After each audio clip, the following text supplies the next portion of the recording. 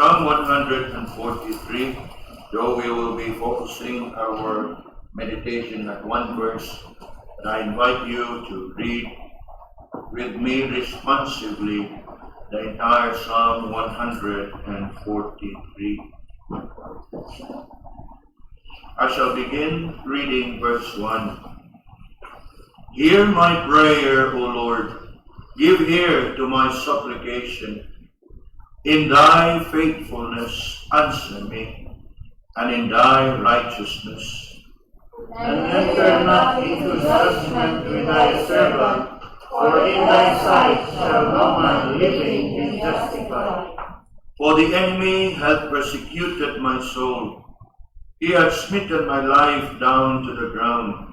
He hath made me to dwell in darkness, as those that have been long dead.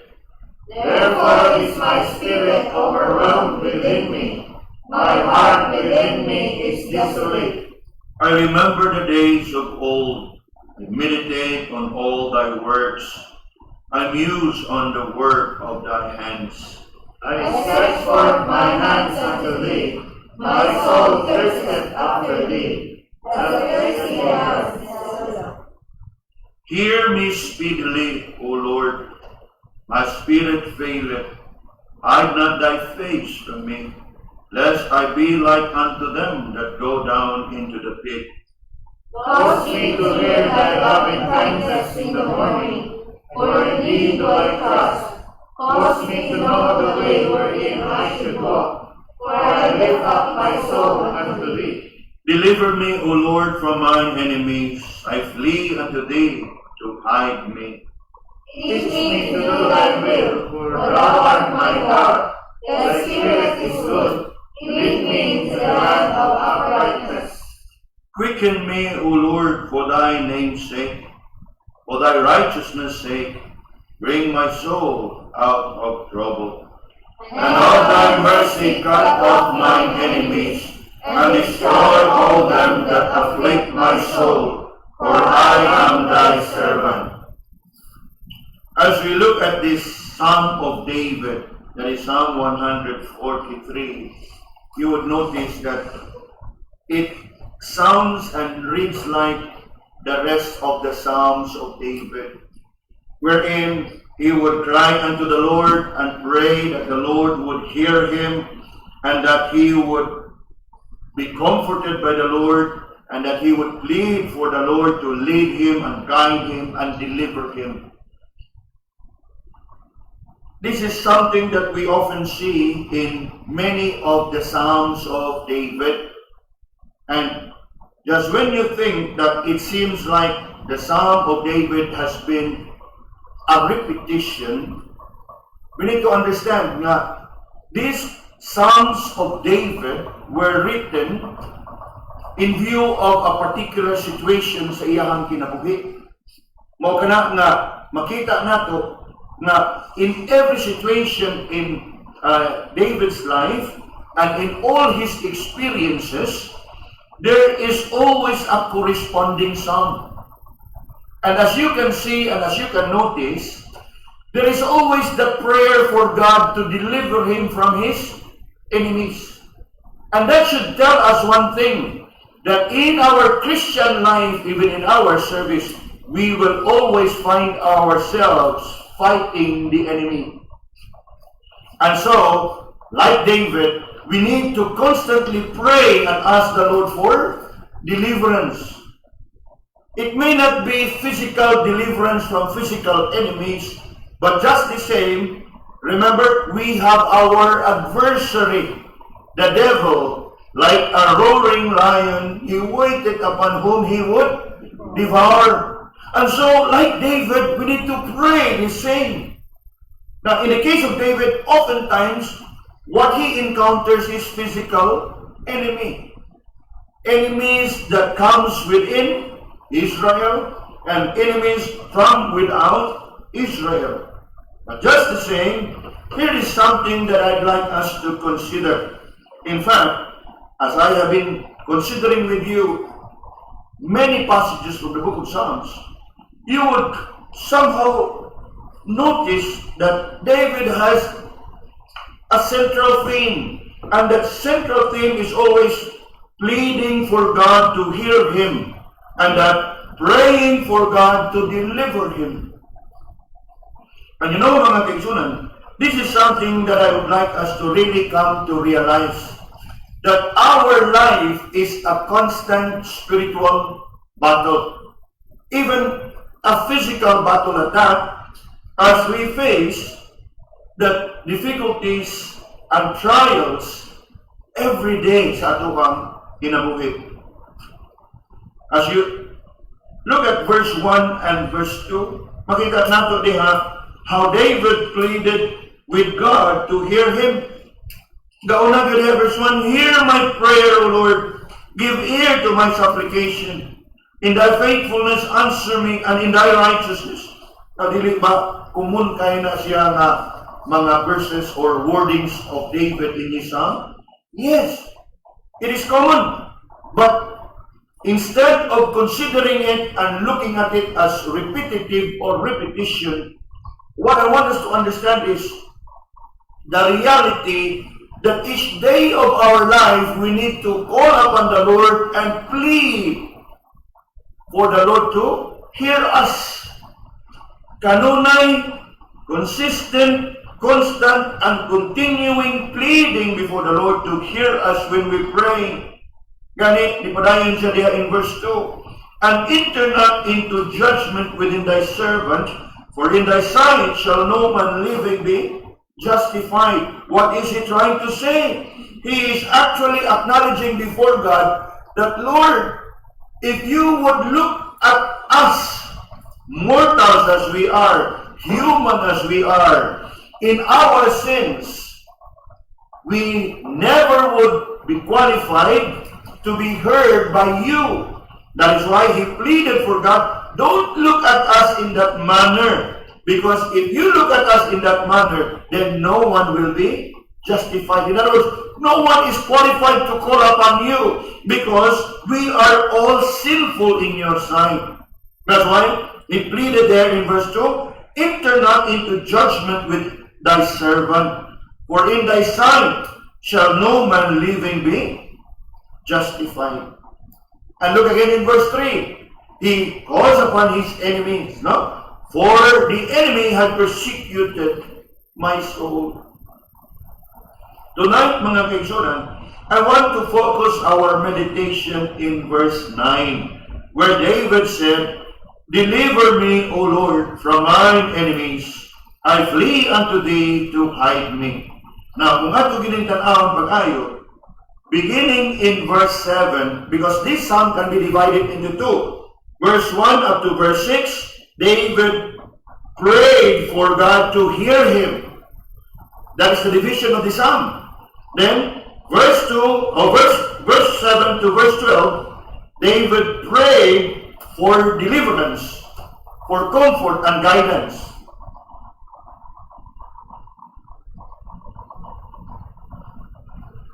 That is the division, the main division of the psalm. He prayed for God to hear him, verse 1 to verse 6, and verse 7 to verse 12, he pleaded for God to deliver him. He pleaded for God's comfort and guidance upon him. And so, as you can see, beginning in verse 7, notice what David there said. Hear me speedily, O Lord, my spirit faileth.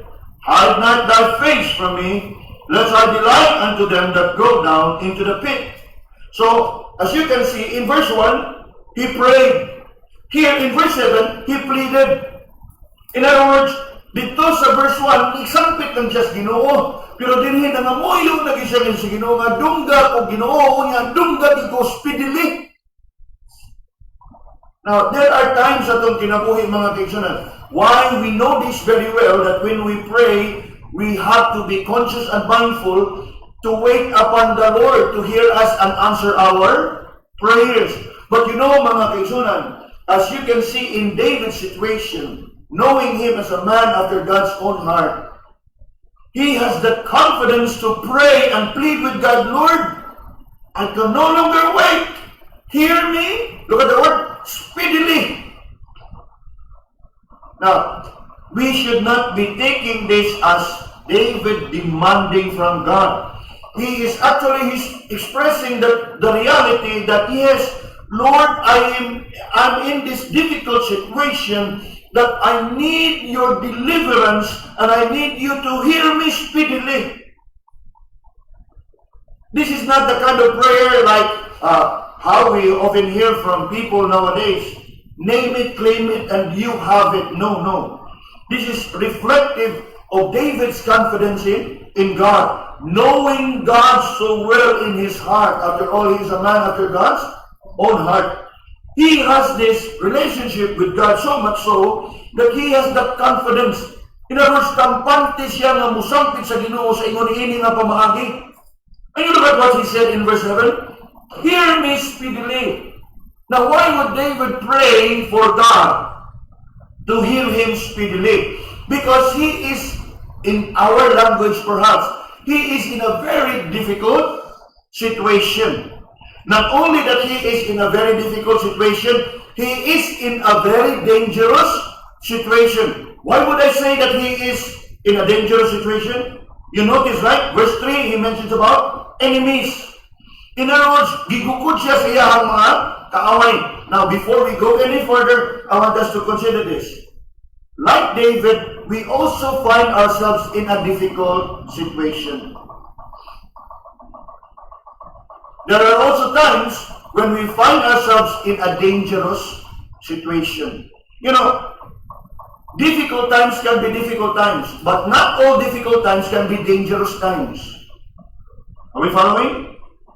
Dangerous times can be difficult times, but not all difficult times can be dangerous times. Minun ka dangerous, there is that imminent and real threat sa imuhang kinabuhi.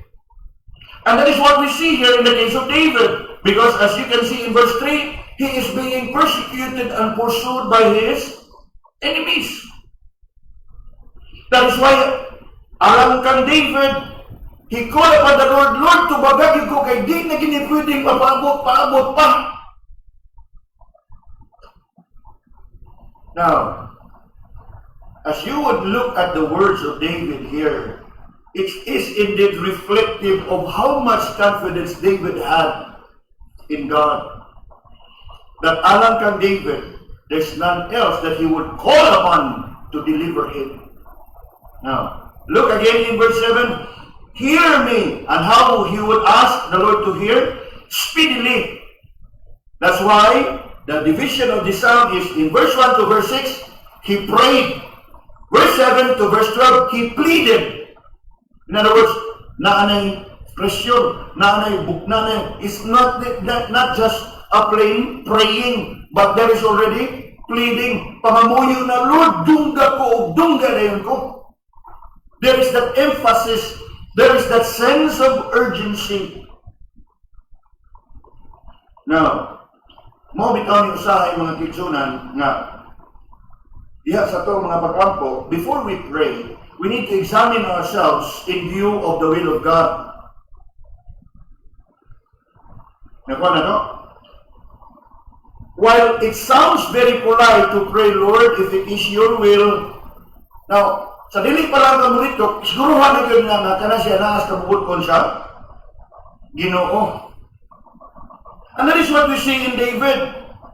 Because he is so confident in God, and he is so confident that God is able to deliver him, he no longer go to that kind of format na, Lord, if it is your will, deliver me. Nakuha na to? Because there are just times that the thing you would ask is the Lord would surely give it to you. For example, when the Lord Jesus taught his disciples to pray, give us this day our daily bread. You don't have to say, Lord, if it is your will, give us this day our daily bread. True? There has to be that element of confidence in us that what we are praying, siguro natandaan na kabubuton nila sa Ginoo, o di yung kahikawan sa Ginoo, anak. Now, nothing's wrong with it, but, it's about time that we grow in praying. Lord, if it is your will, o di pa ka siguro nga di na kabubuton siya, ayaw iampo. Are we following? Because betrays your lack of confidence in what you are praying. Sa dili ka pang siguro, mao na imo ang pangayong pag-ayo sa mong kagalingon, Lord, guide me and lead me. I have this burden, I have this desire. For as you can see, like when we ask forgiveness, we don't have to ask, Lord, if it is your will, forgive me. You know, right? Because you know very well that it is part of God's nature and character to forgive you when you ask forgiveness of your sins. Nakuha na to? So, di na kami yung Lord, huwag mong kabubuton, Lord, pasaylo ako, Lord. No. Because it is natural for God to forgive sinners whenever they come to Him in repentance. Sa maghihapon na we don't have to ask, Lord, if it is your will, give us this day our daily. You don't have to. Because it is part of the character of God that He will provide for His people. Same thing here. David need not ask the Lord, Lord, if it is your will, deliver me from my enemy, because it is part of God's nature to protect His children from His enemies. And so, I want us to learn this level of confidence in our prayer life. And you know, mga kaibigan, again, to encourage you, you will not come to this level of confidence in praying unto God if you continue to live in sin. Muna nga, mismo kita sa itong pagkampo, because we have been so filled with sin in our hearts, we don't have that confidence. Muna nga, magduha-duha tag sampit, unya muna nga, we would resort to what? Being polite. Lord, if it is your will,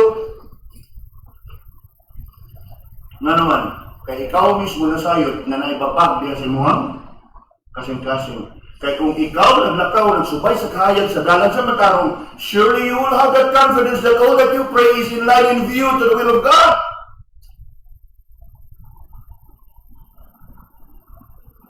Ano nga David here? Of course, there were times na nangas kalasalanan si David.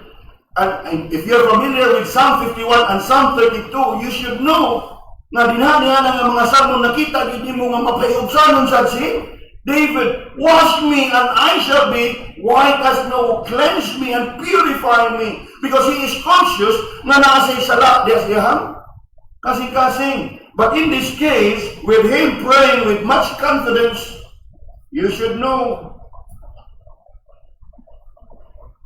Natutukan na ito pag-ayo ng mga kaisunan, ha? Because there's just too many things that we can learn from here. Now, when he asked the Lord in verse 7, hear me speedily, O Lord. Now look at that.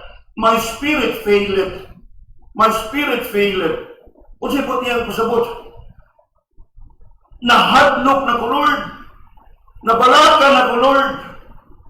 Gani, kung ato abigin nga, kanang subayon sa ato ang pinulungan, it's like David acknowledging that my spirit faileth.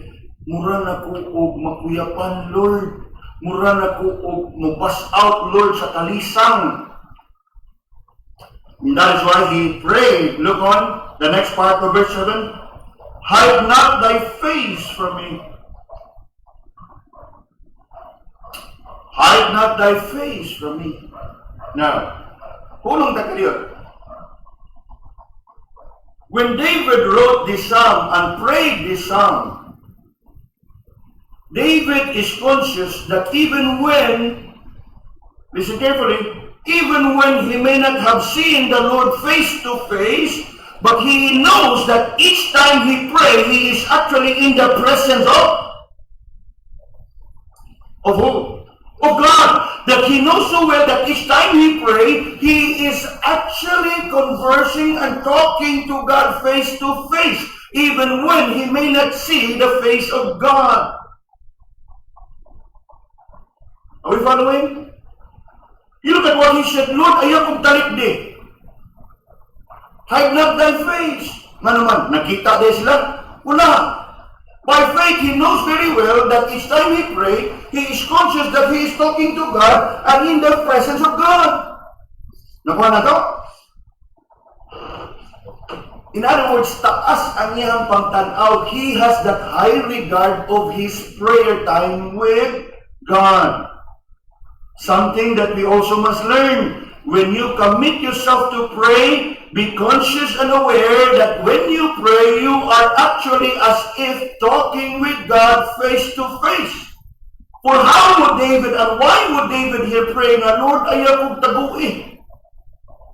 Hide not your face from me. Because he has that assumption, believing that each time he pray, he is actually in the presence of God.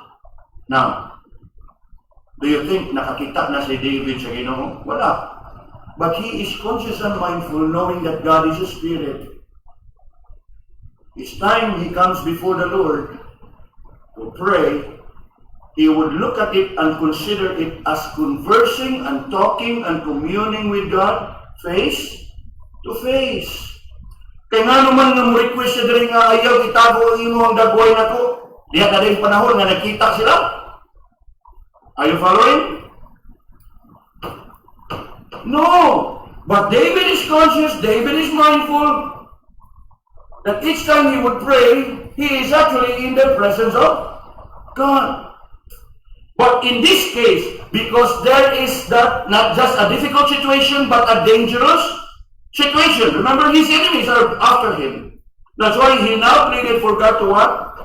Hear me speedily, O Lord, my spirit faileth. Hide not thy face from me. Nga naman, lest I be like them that go down into the pit.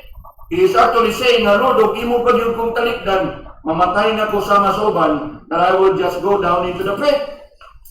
Remember, he was being pursued by his enemies. Now, looking at it, mga kaigsunan, I hope you are able to follow me. Nga sa atong paglantaw ani nga verse, I hope you are able to see the intensity sa verse. Na makita nato din niyo sa Binisaya pakulba, hinaw na kayong kinubuhay ni David. That he is being pursued by the enemy. He is like a fugitive fleeing for his life, running for his life. And why am I bringing this to your attention, mga kaigsunan? And this is because, like David, we also have our share of what? Difficult situations. Like David, we also have our share of dangerous situations. Like David, we also have our share of desperate situation. Gani, David's situation here is 3 in 1. Difficult, dangerous, desperate. That's why in his desperation, he prayed and asked the Lord, Lord, hear me speedily. Di na kong magkapaabot.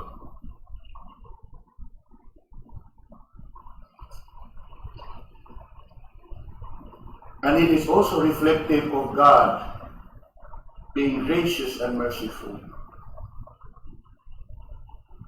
I am convinced that this prayer of David was honored by God, and God finds delight to deliver David from his enemies. Ako na, no? Nga naman, because God is gracious and merciful. You know, sometimes we are so caught up with our theology and doctrine. God is sovereign. He answers according to His time, and we're correct. But you know what? We need to grow beyond.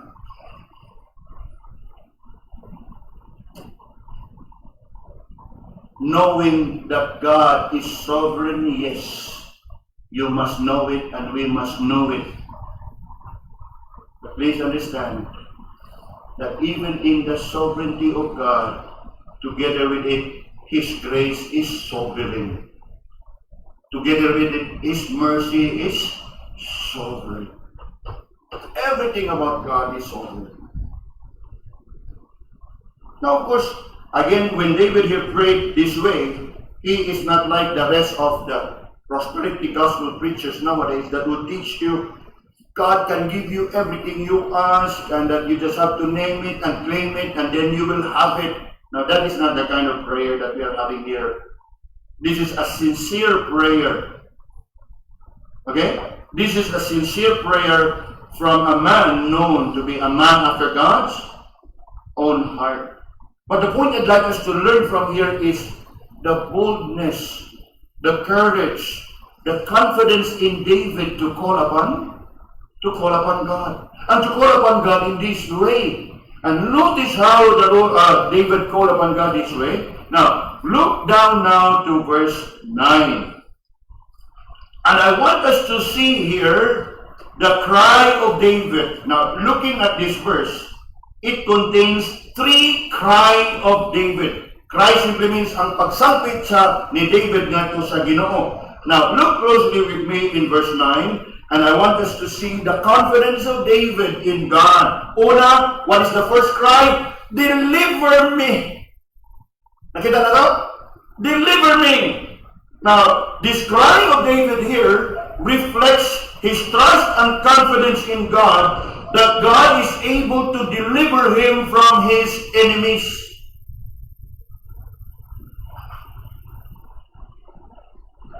Remember a while ago, verse 7, hear me speedily, because my spirit is failing. That's why he cried unto the Lord, for the Lord to what? Deliver him. Lord, deliver me from mine enemies. This is reflective of his trust and confidence in God, that God is his deliverer, and that God is able to deliver him from his enemies. Now, if you are quick, I invite you to turn your Bibles for a while to Psalm 31. Psalm 31. And look at the same confidence of David here in the Psalm, when he wrote in Psalm 31 and verse 1. Look here. It says, in thee, O Lord, do I put my trust. Let me never be ashamed. And look at this. Deliver me in thy righteousness. Look at the word trust. In thee, O Lord, do I put my trust. And so I call upon you to deliver me in thy righteousness. Kay ikaw, Ginoo, matarong. Wa gyud rason nga nung dili ko nimo luwason.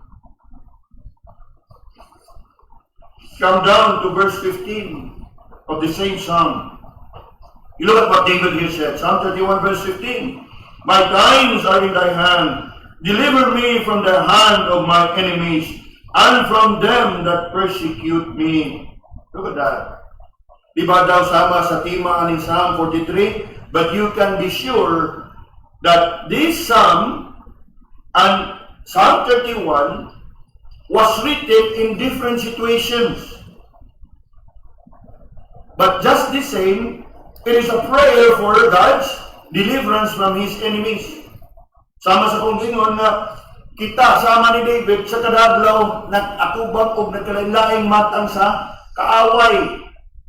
Hulga sa kinabuhi, mga pagsuway, tentasyon. Remember what Paul said to the Ephesians?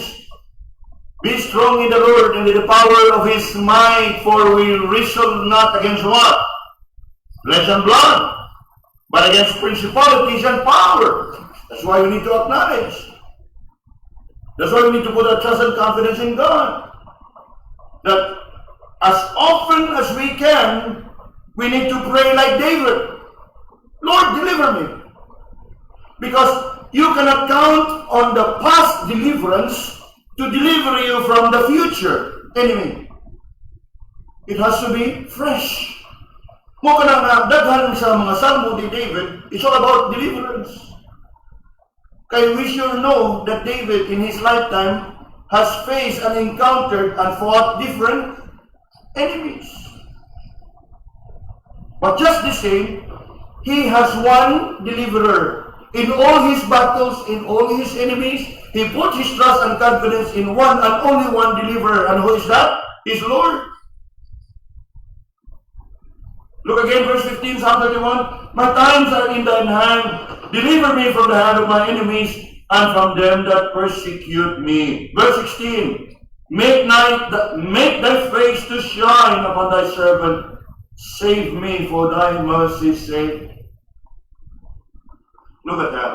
Ingon pa siya diya, verse 17, let me not be ashamed, O Lord. Na naman, ingon siya diya, Lord, I have trusted in you all my life.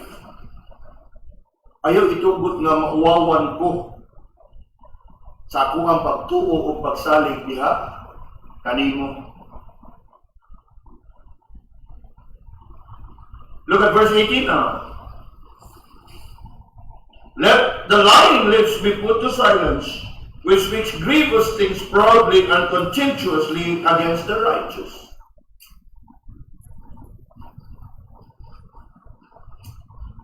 As we think about David here crying unto the Lord to deliver him, that is indeed something that we also must consider and pray as often as we can. Nga naman, for every day of our life, naglain-laing matang sa kaaway ang atuang atubang. And that's why we need to pray for God's deliverance. It may not necessarily be like that of David, that he is being pursued by physical enemy. But for sure, we all have our share of difficult situations. We all have our share of dangerous situations. We all have our share of desperate situations. Not like David, we need to call upon the Lord with much trust and confidence to what? To deliver us. Now, what else can we see in here in verse 9? Look at the middle part of verse 9, and there you would find the second cry of David. First, deliver me, O Lord. The second, I flee unto thee. I flee unto thee. Now, we think of the word flee as a conscious and purposeful act of running away or escaping from someone or something, or in a kind of a situation in which it is no longer safe and secure. You flee from someone or something, or from a situation. Why would you flee? For it is indeed unsafe for you to be around. Mo nang mudagan ka, kay naihod ka sa imong kinabuhi, or perhaps sa atong sitwasyon, mo nang mufli ka, kay naihod ka sa imong testimonya, mo nang mufli ka, kay naihod ka sa imong Kristohanong kinabuhi. Remember? Our adversary, the devil, like a roaring lion, with whom he may devour. Along the way, he may put up what? Temptations and snares to you. Flee youthful lust. Because it's no longer safe for you to be in that place.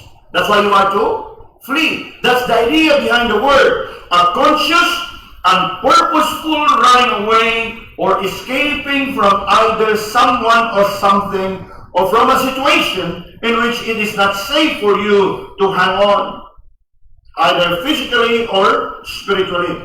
Now, in the case of David, he is fleeing from his physical enemy. And fleeing from your enemy, he is fleeing towards the Lord. Naabi ay panahon, I don't know if you have experienced this. Na yung mga sitwasyon nga diin, you are trying to run away from something, unya you don't know where to go to. Butang na to kanang nila. Kani siya, this is one of kind of childhood experience.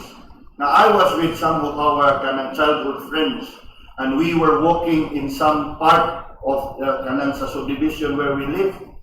Kadiin, kalit lang na iro nga nigawa sila ang gate ba.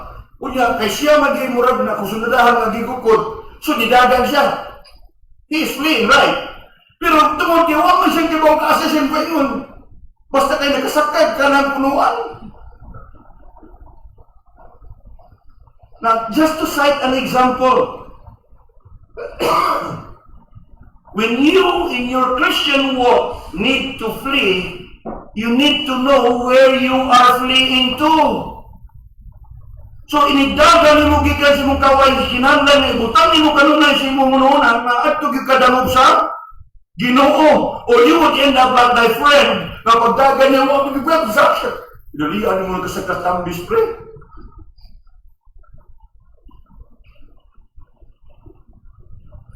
You know? That's why, as you can see in the words of David, I flee unto thee. He did not flee into anywhere else, but he flee unto the Lord. Now, something that we need to learn, no? Ikaduha nga cry ni David. To whom do you flee? to whom do you run to? Because fleeing involves two. Fleeing from someone or something or someplace or some occasions which is no longer safe for you, physically or spiritually, and you flee unto. Or else, dito kas punuan sa tambis mo indin. Magawa natin mga kaibigan.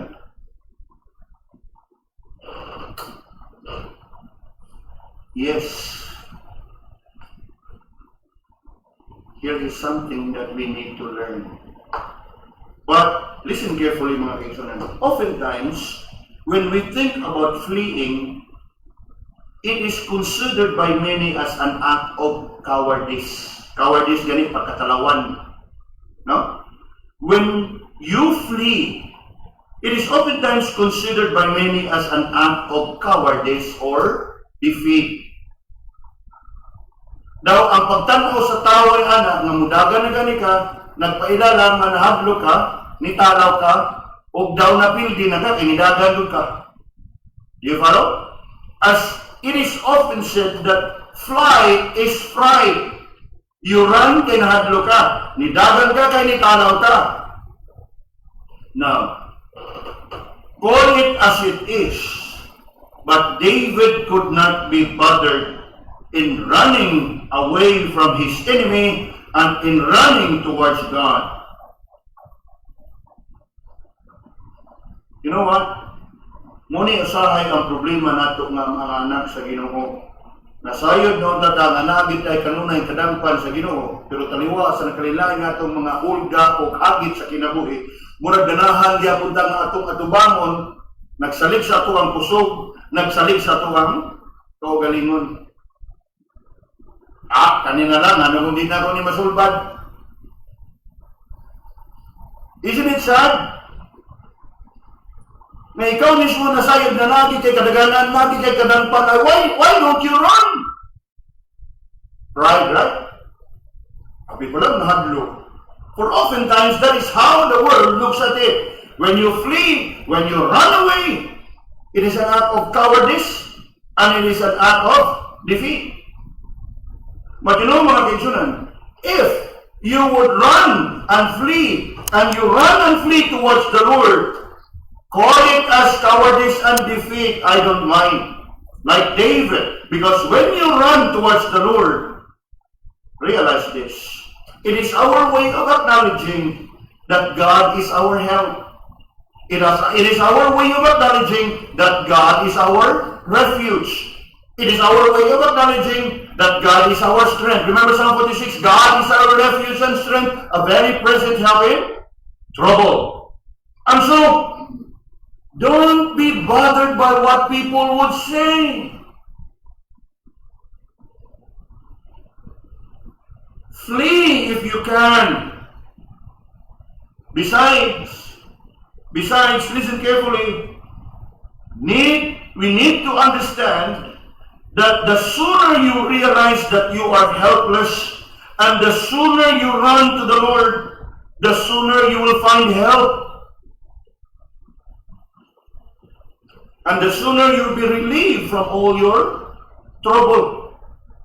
For surely the Lord is willing to aid you. Surely the Lord is willing to help you. Remember, a very present help in trouble. But the problem again is in us and with us.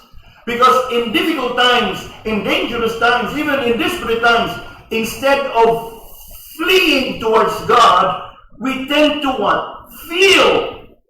Ato ang kimkimon, atong idibdib sa itong kagalingon, atong taguon sa itong kagalingon, kay mangita ta sa itong kagalingon na solusyon. Not David. Remember, David was known all over Israel as the one brave, courageous, bold young man who fought Goliath. Pwede ko mudagan ngayon sa place sultis tao. No.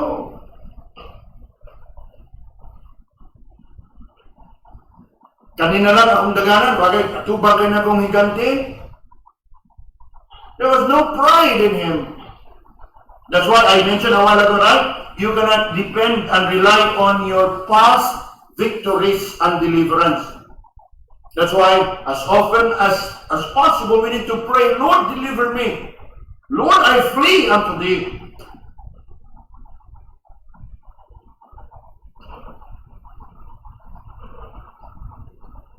The sooner you realize that you are helpless, the sooner you run unto the Lord, the sooner you will find help and relief from all your trouble. Yan mga kaibigan, as we reflect upon why do we come and gather together every week for time of prayer? Have you realized that? It's not simply because a church must need to have prayer meeting. Di na mao. We gather together because we acknowledge that we need to call upon God in prayer. Dili kay, simbahan mo ito, kinanglang yun na naahi. Prayer meeting. Now, you got it wrong kung muna yung pagsabot. God's people need to have that corporate coming and gathering together to call upon the Lord in prayer, to express not just our devotion, but also to express our dependence upon Him. It's not about our duty, it's not just about our devotion, but it's to express our dependence upon Him. Deliver me, O Lord, from my enemies. I flee unto thee. Look at the third and the last cry of David here. Hide me. Di ba na mo itong nabasa niya? Deliver me, O Lord, from my enemies. I flee unto thee to what? Hide me. Yes, you heard it right. Yes, you read it right. David flee unto the Lord for safety and security. Alam kang David, God and God alone is his refuge. God and God alone is his deliverer. And God alone is his hiding place. This is what David said in one of his Psalms. Psalm 32 and verse 7. In your Bible, say for a while, if you are quick. Psalm 32 verse 7, this is what David said. Thou art my hiding place. Thou shalt preserve me from trouble. Thou shalt compass me about with songs of deliverance. Look at that. You know, mga kaibigan, this is one of the things I love to consider the book of Psalms. It's so rich.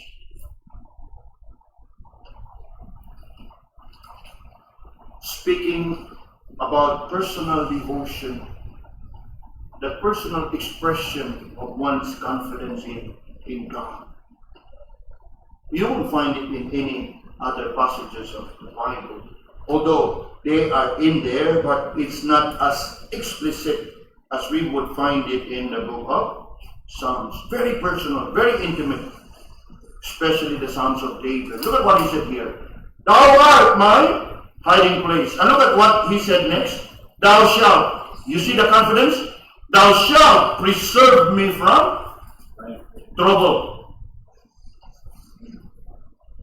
And look at this. Thou shalt compass me about with songs of deliverance. Look at that. Kani, kung ato din tanawin pa kayo, if we're going to expound even this verse, in this verse, he acknowledged that in God is safety and security, hiding place. In God, there is comfort. Why comfort? Because there is that preserving me from trouble. And what else? Thou shalt compass me about with songs of deliverance. Safety, security, comfort. Where else can you find that? None other but in God alone. None other but in God alone. In fact, I bring you some passages in the book of Psalms that speaks of the same truth. In Psalm 17 and verse 8 it says, keep me as the apple of my eye, hide me under the shadow of thy wings.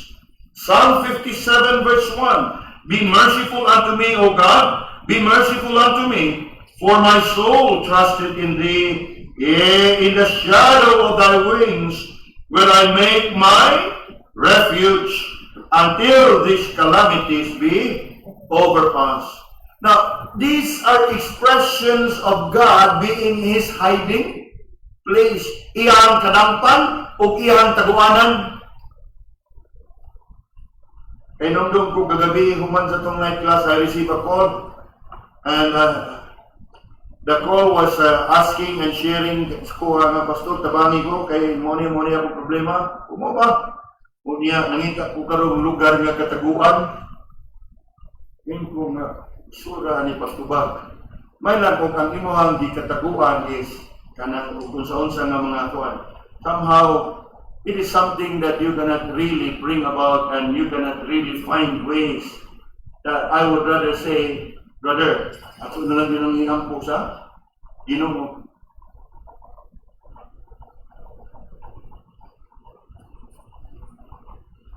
Nga naman, how I feel and how I wish that and how I would pray that that brother would come to a point of realizing that he cannot run away from all these things. If not, he would run towards the Lord.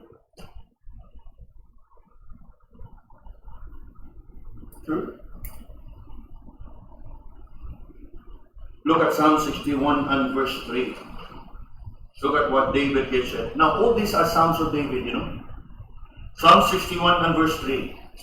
It says there, "For thou hast been a shelter for me, and a strong tower from the enemy." Another passage that speaks about God being refuge and shelter, protection, a shield. Psalm 63 and verse 7. "Because thou hast been my help, therefore in the shadow of thy wings will I rejoice."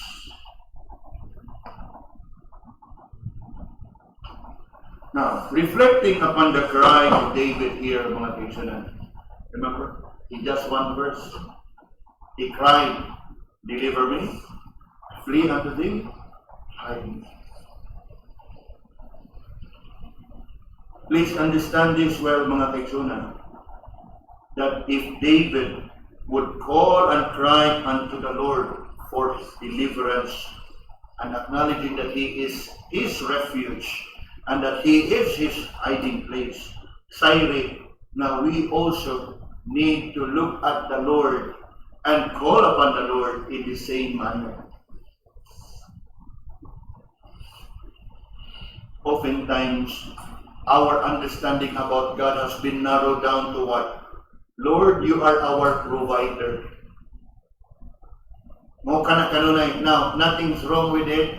But I want each one of us to broaden and widen our view about God.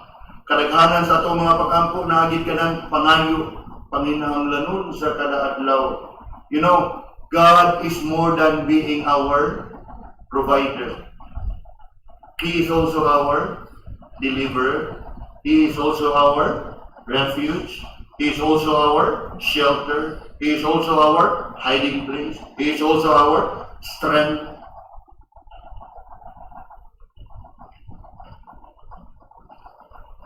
That like David, mga kaigsunan, we need to learn and cultivate this ato ang kinabuhi. Please understand that like David, we can always run to the Lord, regardless of the nature and the kind of danger you and I are facing. Yes, it's not necessarily, it need not be physical danger. For after all, in our time, we seldom find ourselves in such a situation.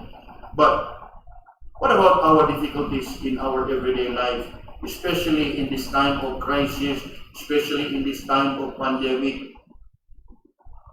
Who is it that is able to deliver us from the threat of the virus? And from any other threats to our life, other than physical enemies? Where can we run to? And to whom can we run to? We're reminded in this verse that He is our refuge. And we can always run to Him with confidence that He will hide us. In fact, in some of those passages, in a figurative way, hide me in the shadow of thy wings. And so, having considered this passage with you tonight, mga kaibigan, may I encourage you, reflect upon these things. In the Lord, we have our deliverer. In the Lord, we have our refuge. In the Lord, we have our hiding place. Regardless of whatever dangerous, difficult, and desperate situations you may be going through at this time, even at this very moment, may we all be encouraged in our hearts, and most of all, may we all be humbled in our hearts to call upon the Lord and cry unto Him like David when he cried, Lord, deliver me. I flee unto Thee, hide me.